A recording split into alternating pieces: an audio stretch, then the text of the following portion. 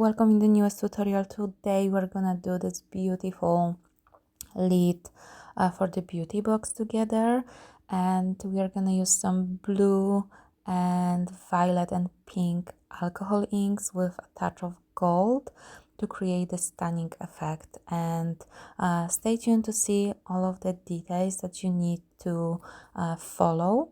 First, properly lid preparation. So this is a beauty box, but it can be also jewelry box with just regular bamboo lid.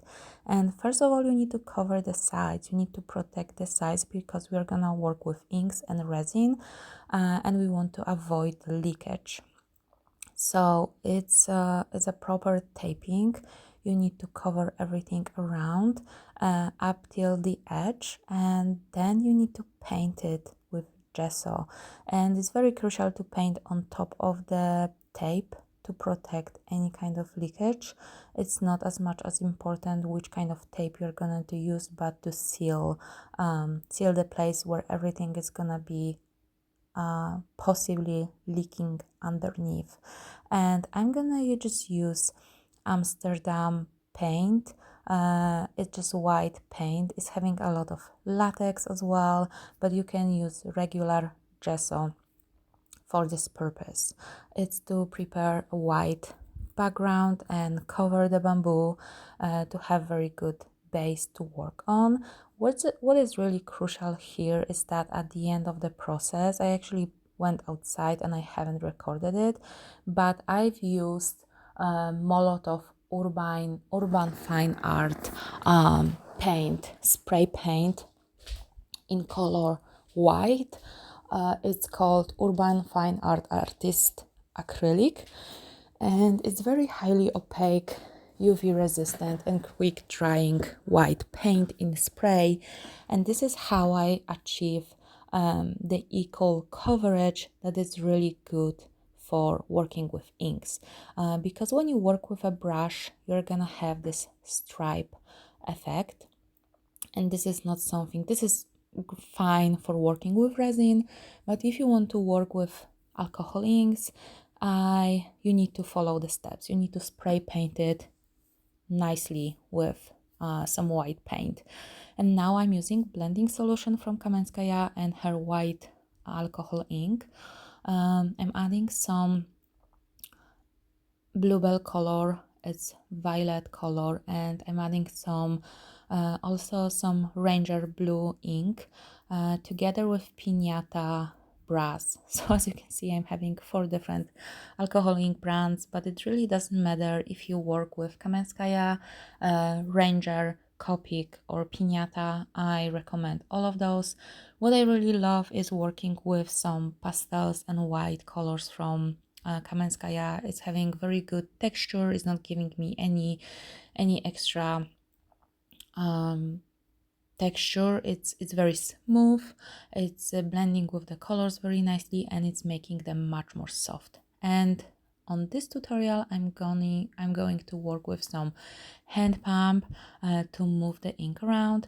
I also have here on the YouTube tutorial where I'm gonna show you how to work with the blow dryer from the brush, and I'm also, you can see that you can just control the ink with your fingers, dabbing with alcohol, isopropyl alcohol or blending solution. I prefer working with blending solution just because it's giving me extra UV protection and varnish. It's already in the blending solution, but you can also work with isopropyl alcohol, but then you need to figure out the varnishes as well. So that's why I prefer to just switch to blending solutions instead. And you can see how I'm just blowing around, creating the design. It's very good to when you're working on the design, just follow the rules of creating petals of a flower or cloud shape or a butterfly shape. You can never go wrong with that if you just use it as a base, especially on small surfaces. I feel like working on a small surfaces can be much more challenging than working on bigger surfaces, because you cannot cut it out, you cannot many artists are creating designs or on big surfaces, and then they are just cutting the shape, the different squares and rectangles for small paintings, taking just the most interesting areas of the work and covering the rest. And here we need to create a design that is gonna be fully visible all up till the edge, and it's a great idea to always have higher ink concentrations in one area of the design and less ink concentration. I like to keep some a negative space, which is just the white background. Instead of covering everything, it's bringing a little bit more interest and contrast to the painting. If you work with different intensity of the inks and the colors, it's gonna bring a little bit more interest and for your eyes to wander when you have that as a rule in your painting. Adding here and there a little bit of gold to bring it a little bit, the sparkly effect, and bringing some pastel pink is Dusty Pink from Kamenskaya. It's much more opaque ink than the others. Majority of the alcohol inks are transparent, but Kamenskaya is having this nude collection, which is based with white, a lot of white pigment, and it's much more opaque, and it's having a beautiful color palette from different colors. So I highly recommend using them. It's always bring a little bit of difference, and not only in the color but also in opacity, and just having different effect in your painting. You can also work with white and then tint it with another color of your choice. Adding a little bit of gold here and there. Gold with white is always also a nice combination. I'm having pipettes here to just move inks around and possibly adding a little bit of blending solution. And you can see I'm using only my mouth and my fingers. So I was hoping to show you a design where I can make it work and make it easy with limited tools, supplies, and show you that it's possible to create easy functional art with alcohol inks without buying the paper, cutting the paper, gluing the paper, and all of that. And you can have just like reed and or the straw and just blow through it, or the hand pump. It's up to you. And actually, sometimes, just like stopping when you don't know what to do, you can just stop and leave it. I think the design is pretty much like when you are 80% satisfied, just stop and don't work on the areas. Here I was not satisfied with the corner of this painting, with this area here, and I actually keep working and working and working on it, and I overwork it a little bit. The more inks you are adding on top of each other, the more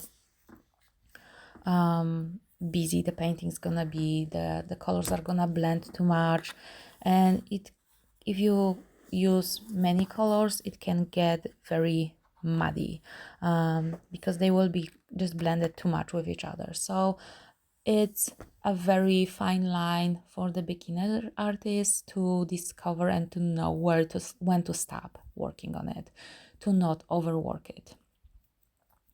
And every time you add ink, you are reactivating this area or blending solution. It's usually flowing. You cannot control it 100%. It's fluid art. So very often when you like an area that is nearby, don't work on the space because very often the ink can flow too close, or the blending solution can flow too close to the area that you already like in the design, and it can easily just erase whatever effect you achieved. So be mindful about that, be careful about that when you are working with the inks. And yeah, it's easy to reactivate them. It's a great idea to when you are not sure what to do and how to continue, it's a great idea to just leave it, let it be, because alcohol inks can be easily reactivated either even couple of hours later or next day. So it's a good idea to leave a painting and just continue working on it with a fresh mind. Baby wipes can be very helpful to erase some parts and elements of the design that you don't like. If it's like too much ink, it's gonna be too cluttered, you can add some blending solution on top of your baby wipe and just clean up the area that you're having here. I'm having also here tutorial on the pink with a little bit different design. And also I'm gonna have here a painting with alcohol inks on cotton canvas, and I'm also working on the metal tabletops. So if you want to learn more about alcohol inks, what is also great, I just posted 2 classes for the alcohol ink ornaments, beautiful beginners friendly class with very affordable price to create a stunning ornaments with alcohol inks. Also, I posted resin and alcohol ink tray, which is much more advanced techniques, but also beginner friendly. Working with 5 different layers of alcohol ink and resin to achieve beautiful 3D effects. So if you're interested, check my classes. I'm gonna post link in the description where I'm gonna talk more about, you know, advanced techniques, but I'm gonna be showing up here more and more talking about how to work with alcohol inks, not only with resin but also on functional art, on wall art, and many different cool projects. So if you're interested in that, subscribe to the channel to not miss it, and hit the notification bell as well. And you can see me working just with my fingers, a little bit pump here and there. You can also work with your mouth. The reason I'm working less with blowing with my own mouth is because I would be getting too close and I would be covering the painting, and you will see my head too much. So I decided to have the hand pump nearby, but you can see that I'm adding inks here and there, and it's cool to, you know, work with more colors if you're feeling like you are missing the colors, but it's also very easy to overwork the area. So I think it already looked beautiful couple of minutes ago, and it was unnecessary just adding and adding more of the color. And you can see that adding white, it's making beautiful effect of cloud, and it's tuning down the vibrancy of the ink. So if you're having inks that are very dark and vibrant, white, it's gonna break down and it's gonna soften them up, and it's gonna create nice beautiful cloud effect. So if you are looking for softness in your paintings, and make sure that you have white or the nude collection from Kamenskaya at home before you start creating. Excuse my mess around. I was actually working on another project a day before, and I wanted to record this design and this creation and don't miss the opportunity to have some new tutorial for you, and I didn't have time to tidy up the space. So you can see my beige resin container flip upside down from my tray, because I created beautiful tray in white, beige and gold colors with resin and alcohol inks. So check out the description to get you can see like I added a little bit gold on my finger. I highly recommend if you're having sensitive skin. Like, I don't have many issues because I don't paint a lot like that, but If you're more sensitive or you want to protect yourself the right way, don't do it like me. Put the gloves on and use the gloves when you are working. And here I'm just using baby wipe to dab out.